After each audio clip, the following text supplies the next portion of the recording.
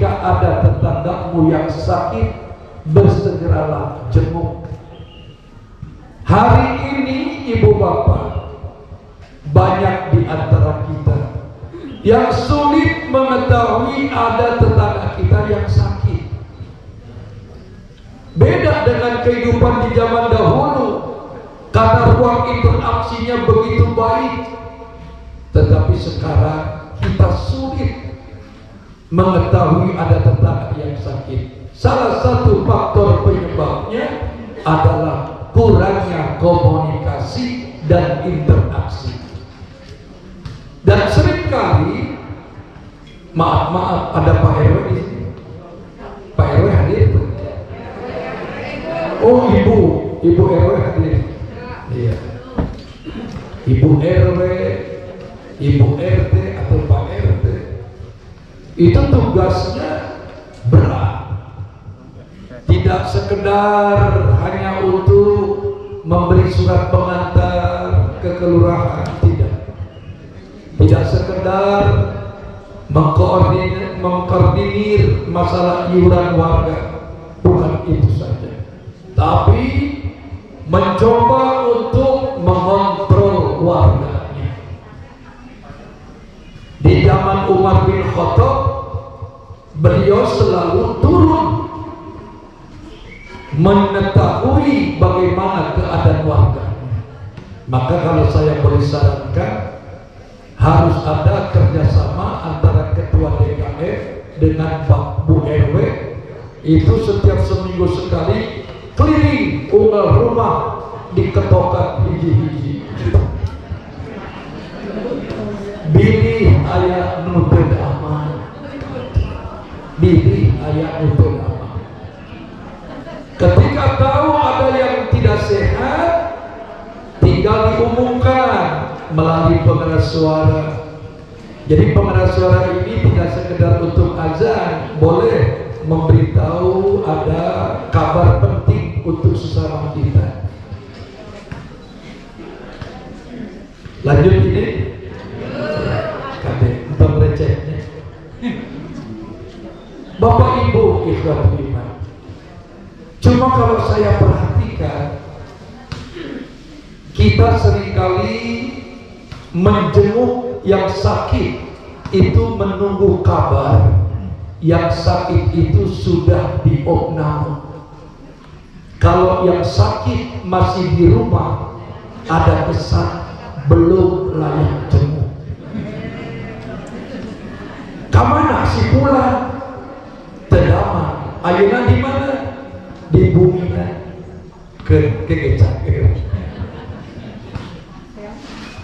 Rasulullah Sallallahu Alaihi Wasallam, beliau begitu peka, beliau begitu peduli dengan siapapun, apalagi dengan sahabat. Itu sebabnya Nabi selesai memimpin sholat fardu, membalikkan badan menghadap makmum. Salah satu hikmah pelajaran yang disampaikan Nabi melalui sikapnya tadi, Nabi pertama ingin memposisikan dirinya sama dengan yang lain. Kedua, Nabi ingin tahu siapa yang biasa hadir, tidak hadir. Jadi kalau Bapak jadi imam sholat, jadi kalau sudah selesai menjadi imam sholat, langsung berbalik badan menghadap makmum, bari jikir, dipelong hiji-hiji. Kamana si bulan tedaman, nanti kita jenguk. Dan yang menarik Bapak Ibu, di zaman Nabi itu sahabat menyebut dirinya sakit hingga dia tidak ke masjid jika sahabat sudah tidak bisa lagi bangkit dari tidurnya. Ngagoler tehudang-hudang, di mana-mana ngagoler mah tehudang-hudang, ngagoler. Kita mah pilek seetik teka masjid. Jangan seetik teka masjid. Tapi olahraga udar-idar bisa. Ayah begitu. Sahabat itu kalau sakit masih bisa berjalan, dipastikan ke masjid. Mengapa? Khawatir Nabi mengontrol dan mendatangi ke rumahnya, dan itu memalukan. Hebatnya Nabi itu. Cuma Bapak Ibu, terkait dengan kewajiban kita dengan tetangga menjenguk yang sakit, tolong diperhatikan cara menjenguk yang sakit. Jangan pula pilih nubenghar dijenguk, sangsara diantep, ada gitu. Kemudian juga Bapak Ibu kalau menjenguk yang sakit, rumusnya itu 3. 1 cepat, 2 tepat, 3 padat. Tepat cara jenguknya, cepat waktu jenguknya, padat bawaannya. Cepat, tepat, padat. Ari urang mah kalau datang ke yang sakit banyak bertanya, lila jeung teu mawa naon-naon. Datang ke yang sakit, ibu kunaon. Datang lagi yang baru, pertanyaannya sama, ibu kunaon. Cek nu gering teh, aing teh gering. Yang sakit itu paling malas bicara. Karena pengaruh obat, pengaruh penyakitnya, dia ingin istirahat, hoyong nate perem. Jadi jangan terlalu banyak ditanya. Nah, Nabi itu kalau menjenguk yang sakit, beliau proaktif. Ditunjukkan ekspresi rasa ikut prihatin. Kedua, menyentuh bagian tubuh yang sakit. Ketiga, dimotivasi, disabarkan, lalu didoakan dan diberikan makanan. Itu cara Nabi. Apa yang disentuh kalau ke yang sakit? Lihat dulu kondisi yang sakit. Kalau yang sakit masih bisa bicara, sentuh lengannya. Tapi harus yang muhrim. Tidak boleh Bapak langsung mainnya ke lengan. Yang muhrim. Kalau yang sakitnya itu perembentak, pegang keningnya. Kalau yang sakitnya perem terus, pegang dadanya. Mengapa dada yang harus dipegang? Dalam rangka mencari tahu apakah yang sakit ini sudah memasuki stadium sakratul maut atau belum. Dan itu perlu ilmu. Perlu ilmu. Kalau orang awam yang belum tahu tidak bisa membedakan. Mohon maaf ini, ruh itu didorong oleh malaikatul maut dari telapak kaki sampai lutut. Dari lutut roh didorong sampai pusat. Dari pusat roh didorong sampai perut. Salah satu ciri bahwa sakratul maut sudah berlangsung, telapak kaki yang bersangkutan dingin, tiis. Jadi lamun yang sudah tiis telapak kakinya geus deukeut eta teh. Periksa semua. Nanti naik ke lutut, ke perut. Nah, si otot perut itulah yang dominan menggerakkan napas. Nanti dari perut naik ke dada. Dada lah yang dominan bergerak. Kalau sudah di dada, naik ke tenggorokan. Di sini gerakan napasnya lebih dominan.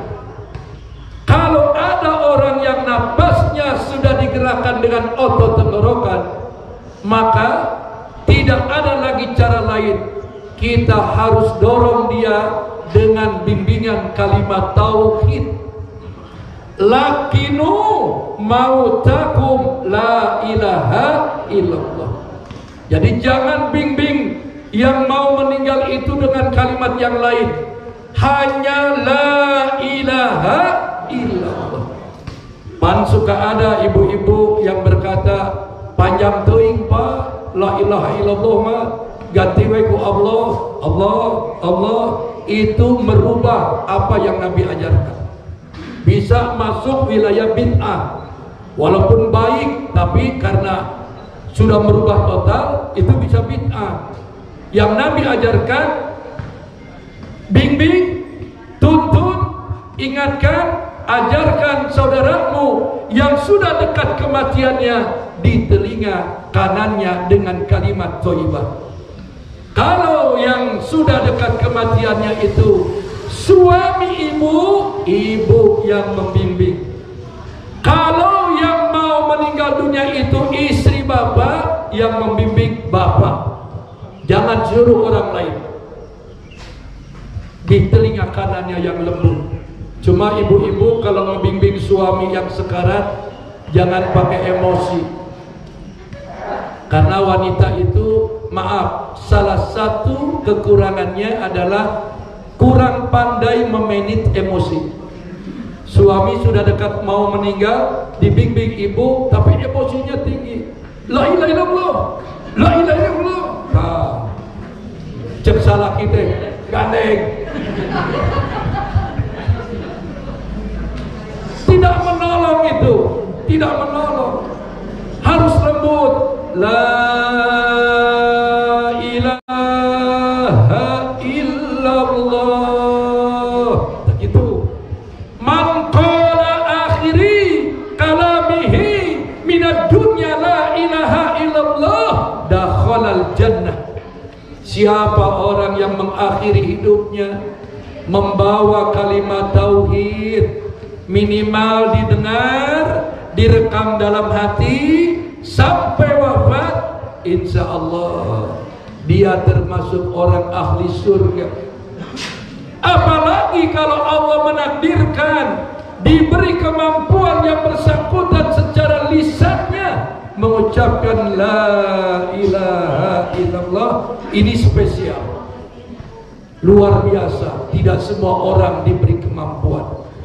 Ada kejadian, ada orang dibimbing kalimat tauhid, dia mampu mengikuti tapi tidak sempurna. La ilaha, keburu maut. Nah, kita harus berbaik sangka. Di hatinya dia berkata illallah. Dan kita yang ada di sekitar itu lengkapi illallah, illallah. Ini penting untuk Bapak Ibu ketahui. Lanjut. Kalau yang sakitnya sudah berat, talqin. Ditalqin masih kene hirup. Geus capek nalqin teh. Dugikeun kesangan tapi hirup kene. Apa yang harus dibaca? Bacalah doa memohon keputusan terbaik. Allahumma ahyihi ma kannatil hayatu khairan lahu. Ya Allah, hidupkanlah orang ini kalau hidupnya lebih baik untuknya. Wa tawaffahu ma kannatil wafatu khairan lahu. Wafatkanlah orang ini kalau wafatnya lebih baik untuk orang ini. Tidak ada yang salah dalam redaksi doa itu. Mohon hidupkan atau sehatkan kalau hidup atau sehatnya lebih baik untuknya. Mohon wafatkan kalau memang wafatnya lebih baik untuknya. Minta keputusan yang terbaik kepada Allah.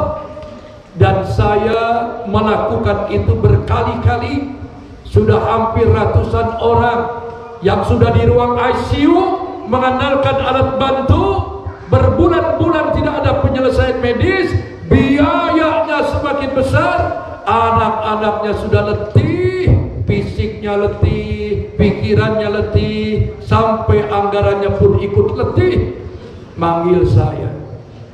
Makanya suster-suster di Bromius, di Hasan Sadikin, sejumlah rumah sakit besar di Bandung sudah tahu melihat wajah saya, dan saya membacakan doa itu. Mereka-mereka yang tidak ada keputusan, alhamdulillah meninggal dunia.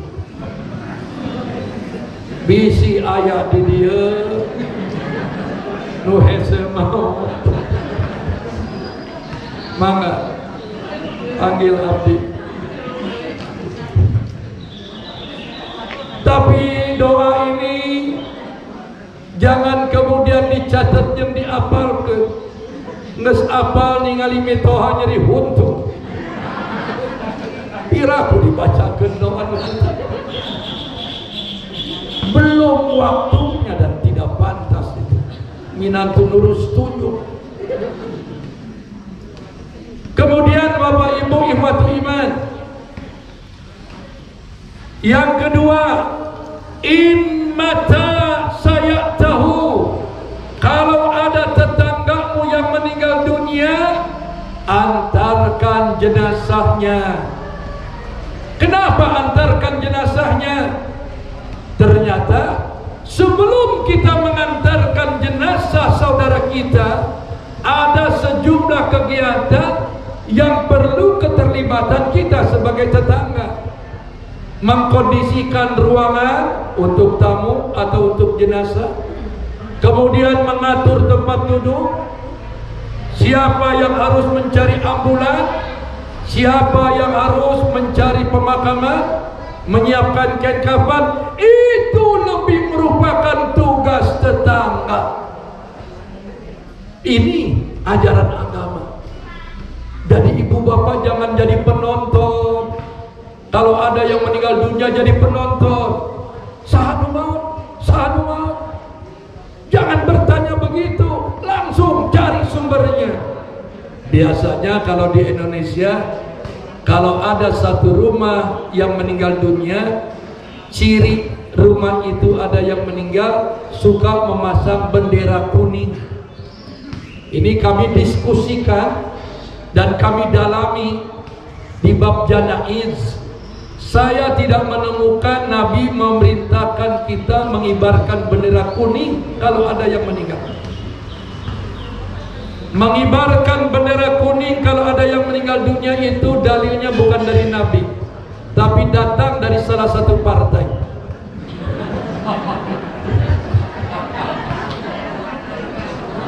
Makanya manena menang wae. Tidak perlu. Tidak, jangan terikat. Tapi sudah begitu berakar, kudu we bendera kuning. Jadi kuning identik dengan kematian. Pada KM upami petugas ngomongkeun aya warga nu pupus, ada warga yang meninggal dunia. Ini redaksi kalimat yang harus digunakan jangan terlalu didramatisir. Sebab di musim pandemi yang paling parah, yang setiap hari terdengar kabar kematian di masjid, itu kalimatnya itu banyak yang mendramatisir. Satu, ada kata-kata istirja 3 kali itu, inna lillahi wa inna ilaihi raji'un, 3 kali itu. Dan itu akan membuat warga yang mendengar ngadek-dek. Saya lebih sarankan, kalau ada yang meninggal lalu ingin diumumkan di masjid, cukup berkata begini, diberitahukan saudara kita yang bernama Fulan bin Fulan, sebutkan alamatnya, telah meninggal dunia, mohon doa dan perhatiannya, titik. Nah sekarang suka ada kalimat begini, inna lillahi wa inna ilaihi raji'un. Itu namanya istirja, sebuah ungkapan pernyataan dari seorang hamba bahwa kita dari Allah dan akan kembali kepada Allah. Apapun, piring pecah, innalillah. Nonton Persib, lampu padam, innalillah. Jadi tidak cuma orang mati, innalillah. Suhud. Saya lanjutkan ini, Bapak Ibu ya. Suka ada tambahan kalimat, telah berpulang ke rahmatullah dengan tenang. Nah ini bagus itu kalimat. Tapi lihat dulu siapa yang meninggal. Apakah seperti Bapak Ibu ini jamaah rutin ngaji dan ceramah di sini, sholat subuh rajin ke Masjid Nurul Falah? Kalau jamaah rutin sholat subuhnya sering hadir, nah itu boleh. Telah berpulang ke rahmatullah dengan tenang. Itu doa. Iya mah, sholat untuk ke rahmatullah kamar. Yang makin nyebut dengan tenang. Hari mana nyaksian tenang, mana balik. Iya. Kumaha? Mau, tapi tinggal di heula jelema. Tidak bisa dipukul rata. Kalau sudah yakin yang meninggal dunia oh iman jamaah subuh ya, subuh Nurul Falah, optimis lah. Karena indikator kualitas iman seorang muslim, lihat saja salat subuhnya. Jangan pernah engkau ragukan iman seorang yang salat subuhnya tepat waktu berjamaah di masjid. Karena orang munafik bujang-bujang ke masjid subuh deh, mendengar ajan subuh kita bisa. Karena ditutup setan ayah di awakna. Tapi buat perempuan boleh di rumah. Boleh di rumah. Cuma kalau perempuan kan kalau di Mekah, di Madinah paling rajin ke masjid. Ngabring siga penguin. Dari penginapan di Mokna kabeh jam 3 geus ngabring ibu-ibu. Balik ke Bandung. Lain ngabring, ngebreng. Boleh perempuan. Selanjutnya Bapak Ibu ikhwati iman, setelah kita mencoba untuk meringankan tetangga kita yang ada kematian, saya berharap Bapak Ibu harus tahu, bertakziah ke rumah tetangga kita yang meninggal dunia itu tidak mesti harus pakai baju hitam-hitam. Ini pengaruh sinetron. Pengaruh sinetron itu.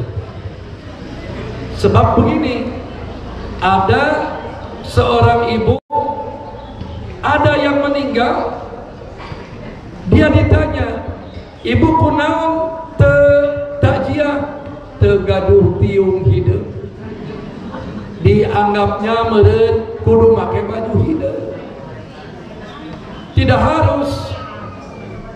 Prinsip dasar berpakaian dalam Islam, 1, nutup aurat, 2, enak dilihat, 3, tidak berlebihan model dan warnanya. Buat apa hitam-hitam tapi tetap auratnya nampak? Nah ini maaf ini ya, waktu Kang Aum Kusman meninggal, saudara kita Kang Aum Kusman meninggal, saya sempat hadir ke rumah beliau. Waktu beliau meninggal, ada rombongan artis masuk, datang, pakai baju hidup-hidup, kacamata hidup, ngan handapna hidup tapi ngebentuk, dan itu yang mengganggu konsentrasi saya.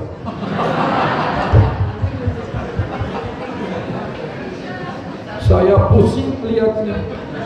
Da Ustadz oge jero nama jelema.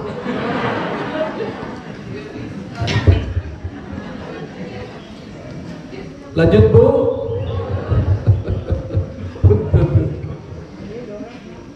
Kalau perempuan boleh gak ngantar ke makam? Boleh, kalau mampu. Tetapi Nabi lebih mengkhususkan laki-laki ke makam itu. Kalau ziarah boleh, tapi terkait dengan mengantar jenazah untuk dimakamkan tergantung kekuatan mental dan kedekatan dengan jenazah. Kalau suami ibu meninggal, disarankan ibu lebih baik di rumah, sebab dikhawatirkan dia tidak mampu menahan diri. Yang terjadi adalah niyahah. Apa niyahah? Meratap. Meratap itu menjerit, kemudian memukul kepala, jenggot rambut, nyakar muka, robek baju, guling-guling, ngedagorkan kepala. Itu haram. Kalau menangis itu kelakuan orang jahiliyah itu. Kalau menangis boleh. Jadi tidak ada larangan. Ini kan suka ada yang begini, ibunya meninggal, anaknya baru pulang dari sekolah, anaknya nangis. Kata ibu-ibu, neng, kadek neng, kadek neng, cai panon. Budak arek cerik, temenang cerik, tungtunan ditahan. Boleh menangis. Dari mana saya boleh katakan itu? Nabi Muhammad SAW meneteskan air mata di wajah jasad putra tercintanya. Satu Qasim, dua Ibrahim. Waktu di bawah usia balik meninggal dunia, dipangku oleh Nabi. Nabi sedih dan meneteskan air mata. Itu fitrah. Jadi lamun ibu suami maut, cerik bu, ngan cerik nama ke cek panon, bukan pakai suara cek panon. Boleh. Jangan salah persepsi.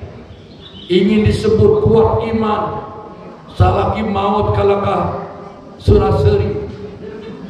Ada yang ngalayat nuhun. Wah kuat iman. Sanes kuat iman loh kita mah. Geri. Bapak-bapak juga sama. Kalau istri bapak meninggal, sedih lah. Sedih. Tapi lelaki lebih kuat mentalnya. Sedihnya itu sulit dibedakan.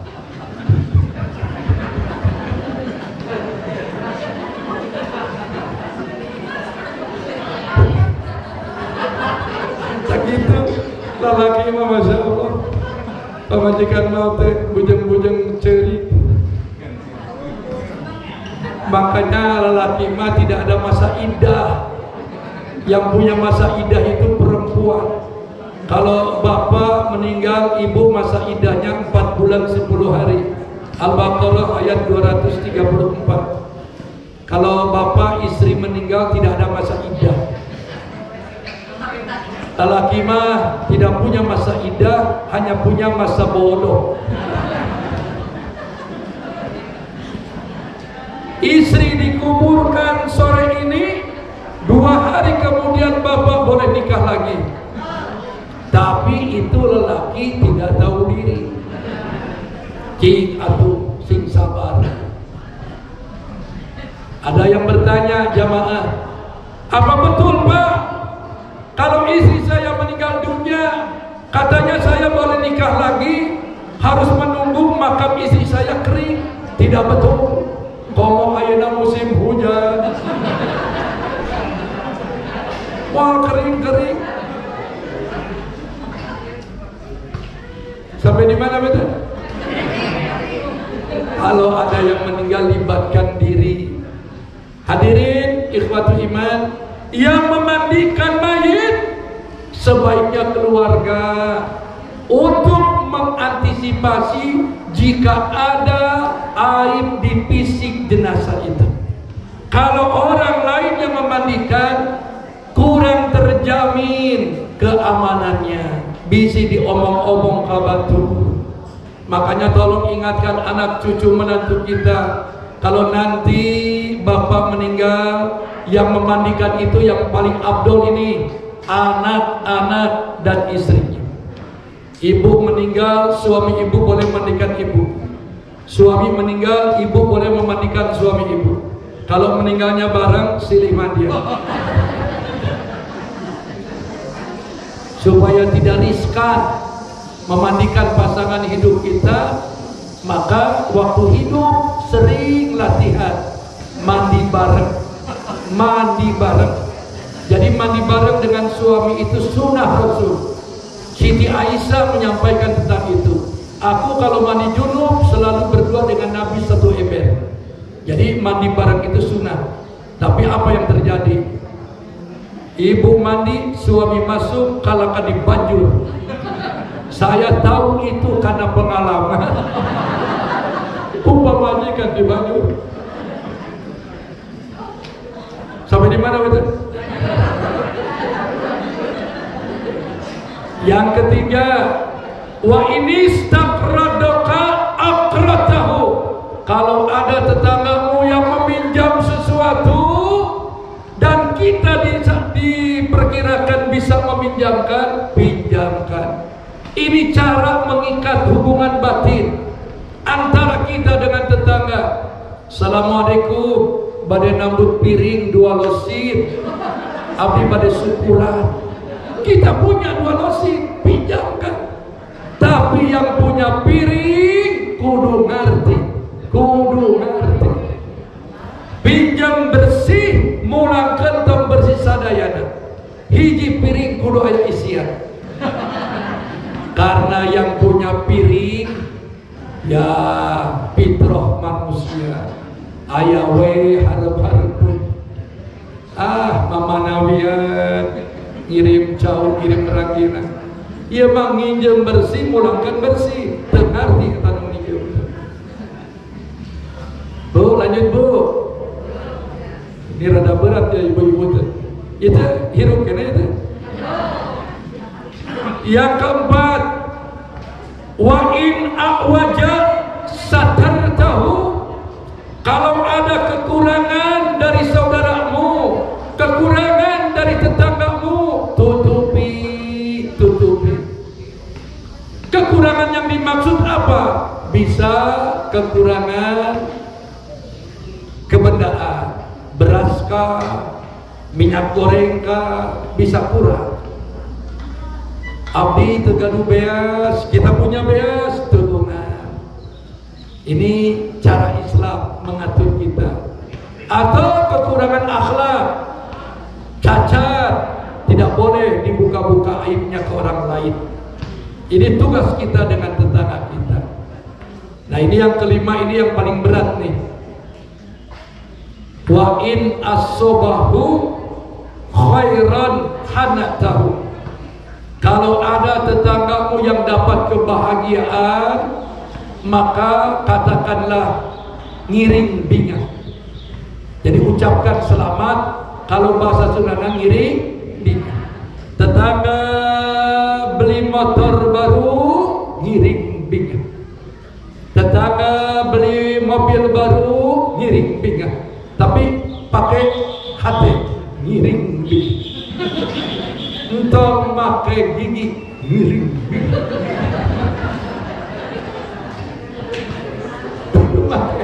Ngiring bingat, ngiring bingat. Tetangga beli mobil baru, ngiring bingat. Tetangga bikin rumah baru, ngiring bingat. Tetangga punya istri baru, ngiring. Bapak-bapak ngiringan, ibu-ibu ngiring bingung. Kade bapak, kalau saya mah masih bermadzhab pendapat bahwa Nabi punya istri lebih dari satu. Setelah istri pertama namanya Siti Khadijah meninggal dunia.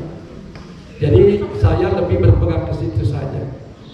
Jadi kalau ibu, kalau bapak ingin punya istri lagi, tunggu istri pertama bapak meninggal dulu. Bagaimana Pak kalau istri pertama hirup wae? Karaya di karaya, dah abdi ke karaya.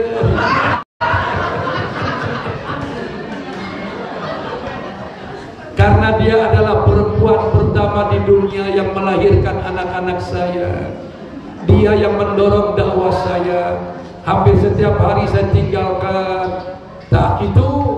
Jadi bapak sing nyaah ka pamajikan teh. Setuju Bu? Sing nyaah. Wanita yang berjasa dalam kehidupan rumah tangga kita. Sanes teh hayang abdi teh. Hayang. Oh saya mah berpeluang bisa. Udah leader ceramah kemana-mana itu. Apalagi sekarang banyak janda-janda muda.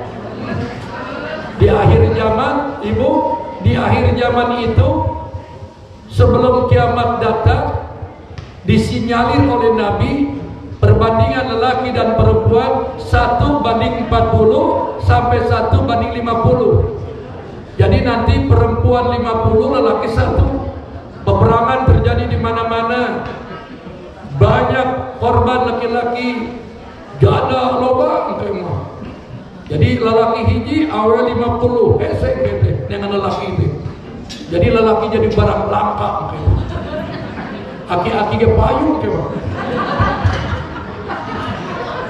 Asal hirup.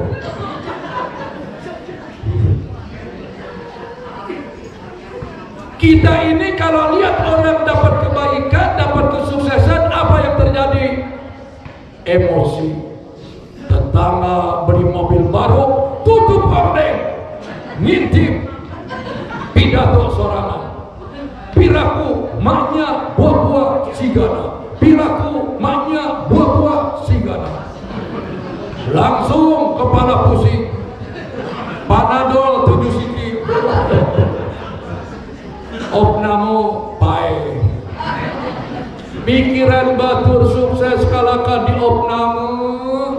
Orang Islam mah sportif, orang beriman mah sportif. Kalau ada saudara kita yang dapat kebahagiaan, jabat tangan dengan wajah yang manis, ngiring pinggang, ngiring pinggang.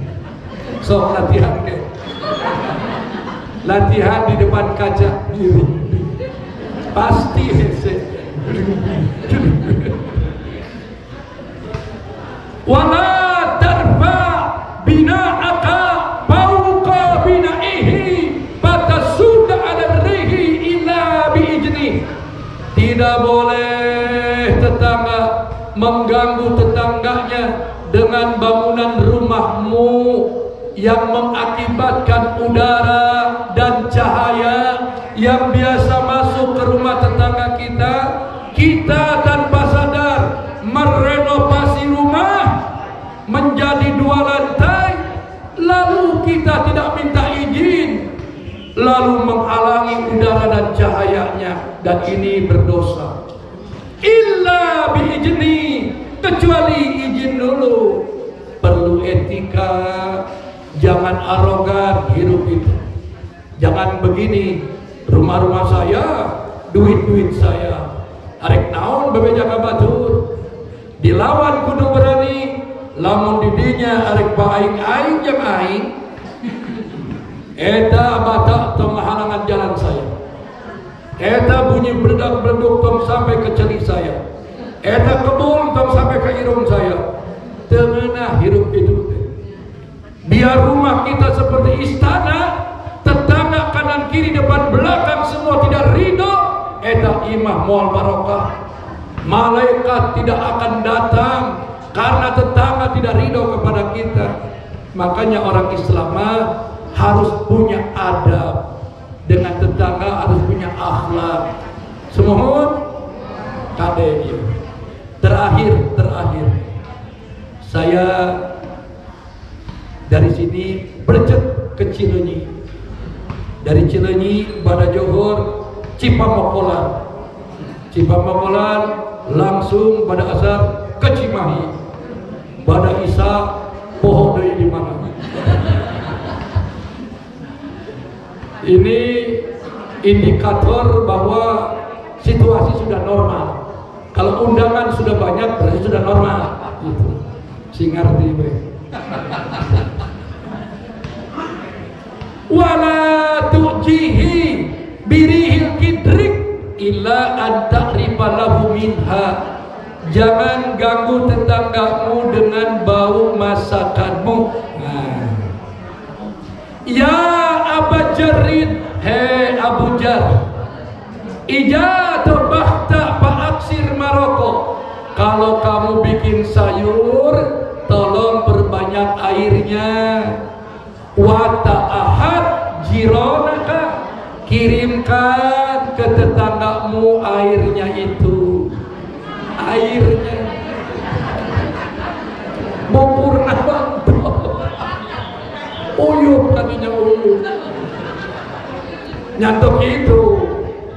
Maksudnya begini, kalau punya kelebihan makanan untuk mengikat batin dengan tetangga, kirim tetangga seetik oke.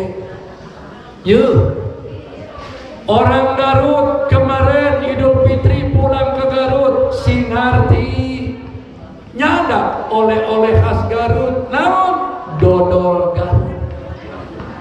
Jangan begini cara berpikirnya, dodol Garut di leuwih panjang ya loba.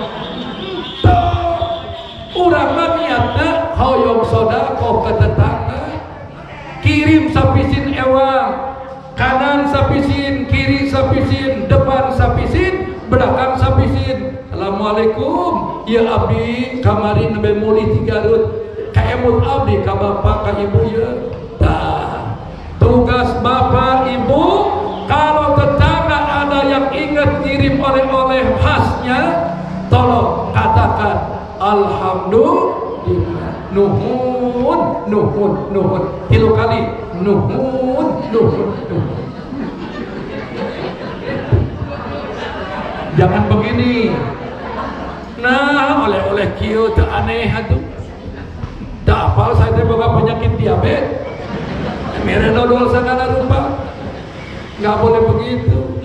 Tugas ulama alhamdulillah, nuhun, nuhun, nuhun.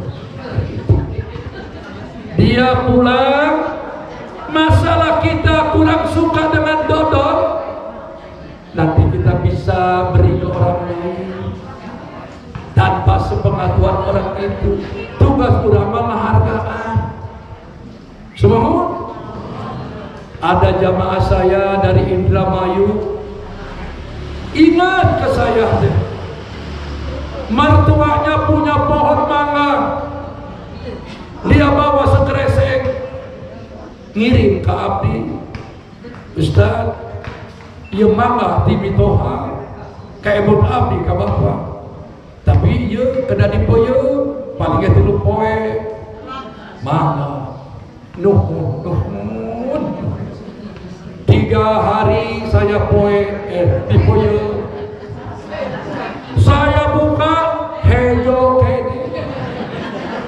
Hari keempat hejo kene, hari kelima hejo, pas hari ke-7 peot.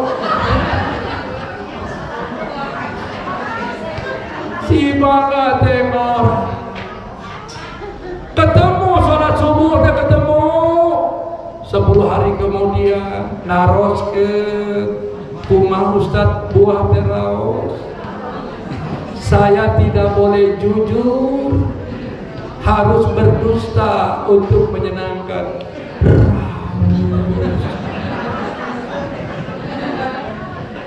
Sudah dijerahatnya menyenangkan orang, berbohong itu boleh. Kumaha ya Pak, makanan mama kumaha? Aduh meni raus mah raus. Itu menang jujur deui. Lamun ditambahan deui rada raus sakitu. Dan gampang, iya urang teh cepet emosi. Kalau saya jujur, peot mere mangga teh peot, manehna erau, beladi tuna tahun depan mau ngirim deui. Gitu Bapak Ibu, hargai apa yang diberikan tetangga. Apa kelebihannya makanan tetangga? Hubungan batin. Dan walaupun itu dodol cuma sapisin, tapi rasanya luar biasa. Dari tetangga mah beda rasanya. Apa bedanya? Hiji temeli. Kedua ya ada kebaikan batin. Nah, mudah-mudahan Bapak Ibu bisa menjabarkan dan mengamalkan dalam kehidupan sehari-hari. Belum terlambat. Paling tidak sekarang wajahnya harus manis, tampilannya harus lebih menyenangkan. Jangan kalah dengan kupu-kupu, karena kupu-kupu itu dari ulat yang menjijikan dengan wajah yang tidak menyenangkan. Gawe nage apa itu kikitu ate naon ngaranna teh? Utak-utak. Gerakannya utak itu kepada ruku. Kemudian juga rupana barek batut, menjijikan ibu-ibu. Tetapi ketika dia saum 10 hari, 12 hari, menjelma menjadi kupu-kupu yang menyenangkan setiap orang yang memandang, dan dia memberikan kemaslahatan untuk lingkungan. Eta orang Islam teh saum unggal tahun teh kudu kitu, jeung tetangga kudu geulis akhlakna, minimal senyum. Ustaz, abdi teh bawa tetangga diajak senyum teh manehna manyun wae, positif thinking. Manehna senyum langan sakitu. Atau boleh jadi keur nyeri huntu. Jadi jangan nyeri hati. Poal senyum deui kasih eta mah. Terima kasih Bapak Ibu, mudah-mudahan ada guna dan manfaatnya. Mohon dimaafkan bila ada tutur kata yang tidak berkenan. Semoga Bapak Ibu diberi kesehatan lahir batin, dikuatkan iman Islamnya, dan mudah-mudahan kita semua menggapai predikat orang-orang yang takwa dan mengakhiri hidup ini dalam rangka mencapai derajat husnul khatimah. Allahumma rabbana la tuzigh qulubana ba'da idh hadaitana wa hab lana min ladunka rahmah innaka antal wahhab. Rabbana afriq alaina sabra wasabbit aqdamana wansurna 'alal qaumil kafirin. Rabbana atina fid dunya hasanah wa fil akhirati hasanah wa qina azabannar birahmatika ya arhamar rahimin. Amin ya Allah ya rabbal alamin. Terima kasih. Mohon maaf pada KM, abdi bade pamit, terbiasa ngiring tuang di dia, lamun ngerti yang dibungkus wae. Wassalamualaikum warahmatullahi wabarakatuh.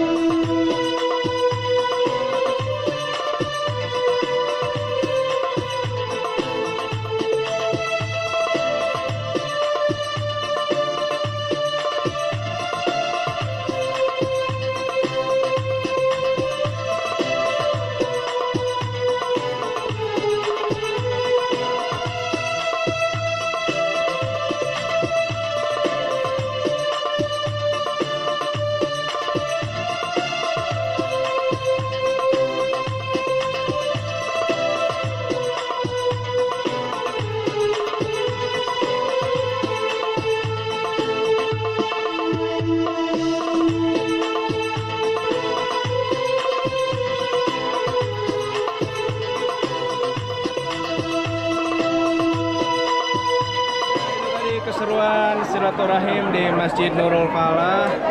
Ini acara rutinan yang digelar setiap habis Lebaran. Ya. Antusias jamaah warga sangat luar biasa, dan ini adalah jamaah yang biasa meramaikan kegiatan-kegiatan di Masjid Nurul Falah.